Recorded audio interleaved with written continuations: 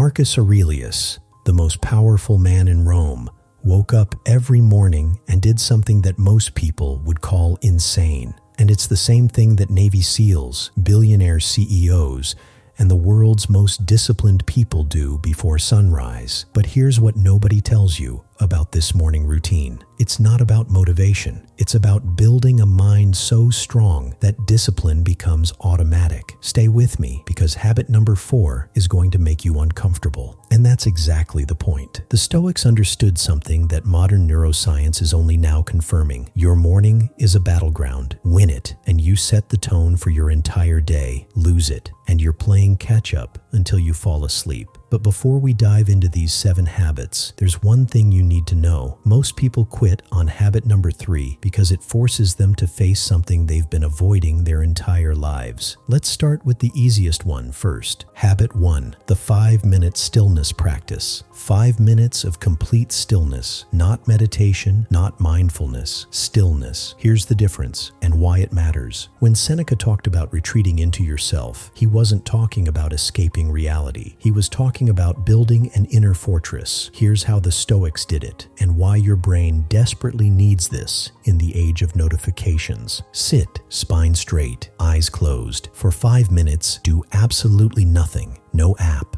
no music, no guided anything, just you and the chaos in your head. And here's what happens in your brain that scientists are calling the discipline switch. Your prefrontal cortex, the part of your brain responsible for willpower, actually strengthens when you resist the urge to move, check your phone, or escape discomfort. You're not meditating. You're training your mind to obey you, which brings us to habit number 2. And this is where most people realize their discipline is weaker than they thought. Habit 2, Premeditatio Malorum, visualizing disaster. Spend 3 minutes imagining everything going wrong today.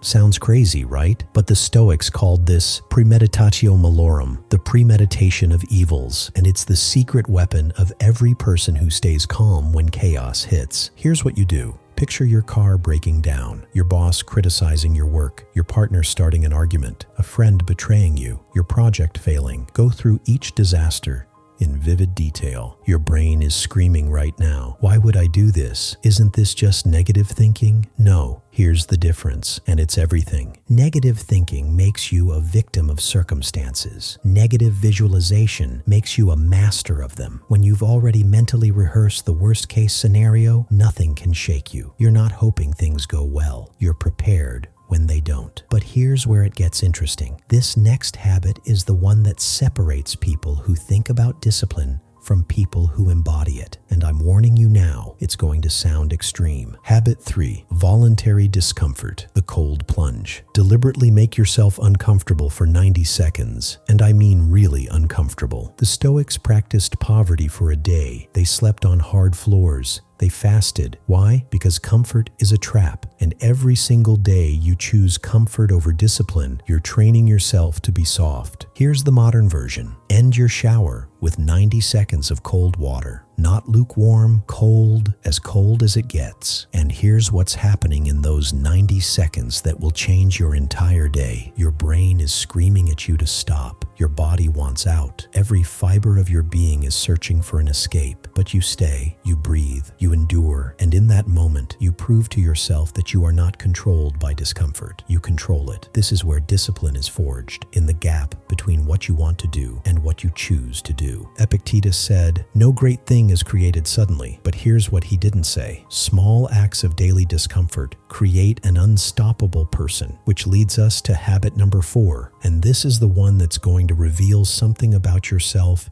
you might not want to see. Habit 4, the discipline journal, brutal honesty. Write 3 sentences of brutal truth, not gratitude, not affirmations, truth. Marcus Aurelius kept his meditations private for a reason. It wasn't a feel-good journal. It was a mirror that showed him exactly who he was, not who he pretended to be. Here's what you write. One thing I avoided yesterday out of fear or laziness. One uncomfortable truth I'm ignoring right now. One action I'm taking today that my undisciplined self would quit. No fluff, no toxic positivity, just raw honesty. Because here's what nobody tells you about discipline. You can't build it on lies. Every time you avoid the truth about yourself, you give power to the undisciplined disciplined version of you. This journal isn't about feeling good, it's about seeing clearly. And once you see clearly, excuses die. But we're only halfway through, and the next habit is the one that ancient warriors used before battle. It takes 60 seconds, and it's more powerful than any motivational video you've ever watched. Habit 5. The morning declaration, Memento Mori. Remind yourself you're going to die every single morning. The Stoics kept skulls on their desks. They whispered, Memento Mori. Remember, you must die. Sounds dark? It's actually the most liberating thing you can do. Here's your 60-second morning declaration. Say it out loud. I am going to die. Maybe today, maybe in 50 years, but definitely. So today, I will not waste my time on fear, excuses, or comfort. Today, I will do what matters. Today, I will be disciplined, not because it's easy, but because I'm mortal and my time is sacred. Feel that shift? That's clarity cutting through all the nonsense. When you remember that you're mortal, suddenly that uncomfortable conversation doesn't seem so scary. That hard workout doesn't seem so impossible. That difficult project doesn't seem so overwhelming. Death is the ultimate deadline, and once you embrace it, discipline stops being a choice and becomes an obligation to your limited time here. But here's the habit that ties everything together, and most people skip it because they think they're already doing it. They're not. Habit 6. Intentional fasting.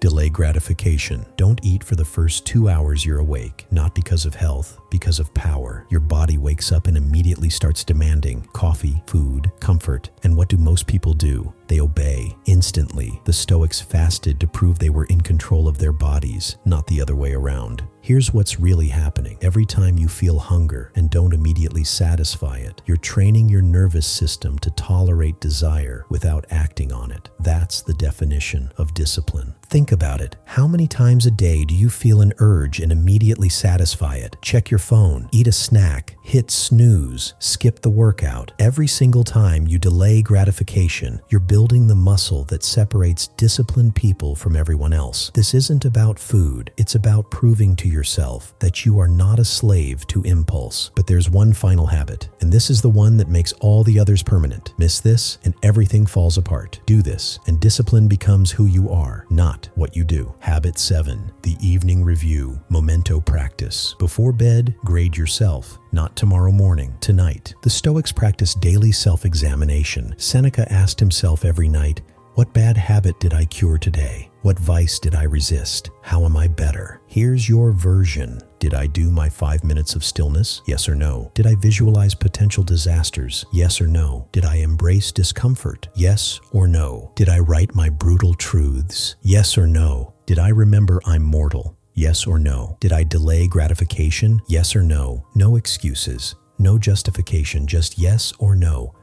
And here's the part that changes everything. You don't beat yourself up over the no's. You just notice them, because awareness is the first step to change. You can't fix what you won't acknowledge. And tomorrow morning, you wake up and try again. Marcus Aurelius wrote, "You have power over your mind, not outside events." Realize this, and you will find strength. These 7 habits, they're not about controlling your life. They're about controlling your response to life, and that's the only control that matters. So here's your challenge. Pick one, not all 7, just one. Do it tomorrow morning. Prove to yourself that you can keep one promise, because that's all discipline is, keeping promises to yourself when no one's watching. The Stoics didn't build unshakable discipline because they were special. They built it because they understood something simple. You are not your feelings. You are not your impulses. You are what you repeatedly do. So who are you going to be tomorrow morning? If this hit different, you know what to do. And if you want to go deeper into ancient wisdom that actually works in modern life, I'll see you in the next one.